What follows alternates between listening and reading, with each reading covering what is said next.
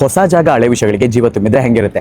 ಏನೇನು ಹಿಂಗೆ ಹೇಳ್ತಾವ ಅಂತೀರಾ? ಹೌದು, ಇದೇ ಒಂದು 3-4 ವರ್ಷದಿಂದ ನಾವು ಬೆಂಗಳೂರು ಲೈಫಲ್ಲಿ ಬಿದ್ದು ಬೆಂಗಳೂರು ಜೀವನ ಹೆಂಗಿರುತ್ತೆ ಅಂತ ನಿಮಗೆ ಗೊತ್ತಲ್ಲ. ಬೆಂಗಳೂರು ಲೈಫ್ ತುಂಬಾ ಪ್ರೆಷರ್ ಲೈಫ್, ನಮಗೆ ಬೇಕಾದ ಆಕ್ಟಿವಿಟೀಸ್ ಎಲ್ಲ ಸಿಗಲ್ಲ. ಡ್ಯೂಟಿ ಡ್ಯೂಟಿ ಡ್ಯೂಟಿ ಮತ್ತೆ ಹುಡುಗರದ್ದು ಇನ್ನೊಂದು ತರ ಲೈಫ್ ಇರುತ್ತೆ, ಅದೆಲ್ಲ ಲೈಫ್ ಇರುತ್ತೆ. ಸೊ ಈ ತರ ಒಂದು ಪ್ರೆಷರ್ ಲೈಫಲ್ಲಿ ನಾವು ನಮ್ಮ ಆಕ್ಟಿವಿಟೀಸ್ಗಳನ್ನ ಮರ್ತ್ಬಿಟ್ಟಿರ್ತೀವಿ. ಪ್ರತಿಯೊಬ್ರು ಕೂಡ ಎಷ್ಟೋ ವಿಷಯಗಳಿರುತ್ತೆ, ಎಷ್ಟೋ ಸ್ಕಿಲ್ಗಳಿರುತ್ತೆ, ಅದನ್ನ ಹೊರ ಹಾಕಕ್ಕೆ ನಮಗೆ ಟೈಮ್ ಇರಲ್ಲ. ಫ್ಯಾಮಿಲಿ ಪ್ರೆಷರು, ಕಮಿಟ್ಮೆಂಟ್ಸು, ಅದು ಇದು ಎಲ್ಲ ಸುತ್ತಿರುತ್ತೆ. ಅಂದ್ರೆ ಇವಾಗಿಲ್ಲ ಅಂತಲ್ಲ, ಪ್ರೆಷರ್ಗಳೆಲ್ಲ ಇರುತ್ತೆ. ಆದರೆ ನನ್ನ ಲೈಫಲ್ಲಿ ಆಗಿದ್ದು ಒಂದು ಬದಲಾವಣೆ ಏನಂದ್ರೆ, ನಾನು ಬ್ಯಾಂಗ್ಳೂರ್ ಬಿಟ್ಟು ಕುವೈತಿಗೆ ಬಂದಾದ್ಮೇಲೆ ನನ್ನಲ್ಲಿ ನಾನು ಮುಚ್ಚಿಟ್ಕೊಡಂಥ ವಿಷಯಗಳನ್ನ ಹೊರ ಹಾಕಕ್ಕೆ ಒಂದು ಅವಕಾಶನ ಕಲ್ಪಿಸ್ಕೊಂಡೆ.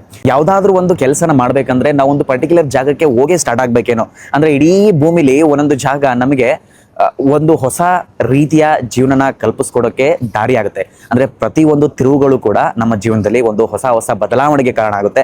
ಸೊ ನಾನು ಅದನ್ನ ನಂಬಿದ್ದೀನಿ, something is going to change ಅಂತ. ಅಂದ್ರೆ ನಮ್ಮಲ್ಲಿರೋ ವಿಷಯಗಳನ್ನ ಮುಚ್ಚಿಟ್ಕೊಂಡಂಗೆ ಹೊರ ಹಾಕಕ್ಕೆ ಎಷ್ಟೋ ಸ್ಕಿಲ್ಸ್ಗಳು ಪ್ರತಿಯೊಬ್ಬರಿಗೂ ಇದ್ದೇ ಇರುತ್ತೆ. ಅವರು ತಮ್ಮ ವಿಷಯಗಳನ್ನ ಮುಚ್ಚಿಟ್ಕೊಂಡಿರ್ತಾರೆ. ಇವಾಗಿನ ಸೋಷಿಯಲ್ ಮೀಡಿಯಾ ಪ್ಲಾಟ್ಫಾರ್ಮ್ ಅಲ್ಲಿ ಅದನ್ನ ಹೊರ ಹಾಕಕ್ಕೆ ತುಂಬಾ ಜನ ಪ್ರಯತ್ನ ಮಾಡ್ತಿದ್ದಾರೆ. ಸೊ ಅದೇ ರೀತಿ ನಾನು ನನ್ನೊಳಗಿರೋಂಥ ವಿಷಯಗಳನ್ನ ಮತ್ತೆ ರೀಓಪನ್ ಮಾಡಕ್ಕೆ ಈ ಕುವೈತ್ ಅನ್ನೋ ಒಂದು ದೊಡ್ಡ ಜಾಗ ನನಗೆ ಒಂದು ದೊಡ್ಡ ಹೆಬ್ಬಾಗ್ಲಾಗಿ ಕನ್ವರ್ಟ್ ಆಗಿದೆ. ನಾನು ಅದನ್ನ ಹೇಗೆ ಉಪಯೋಗಿಸ್ಕೊಳ್ತೀನಿ ಅನ್ನೋದು ಇವಾಗ ನನ್ನ ಮುಂದಿನ ಚಾಲೆಂಜ್. ನಿಮ್ಮಲ್ಲೂ ಕೂಡ ಎಷ್ಟೋ ಜನಕ್ಕೆ ಒಳ್ಳೊಳ್ಳೆ ಸ್ಕಿಲ್ಸ್ಗಳಿರುತ್ತೆ, ಒಳ್ಳೆ ಟ್ಯಾಲೆಂಟ್ ಇರುತ್ತೆ.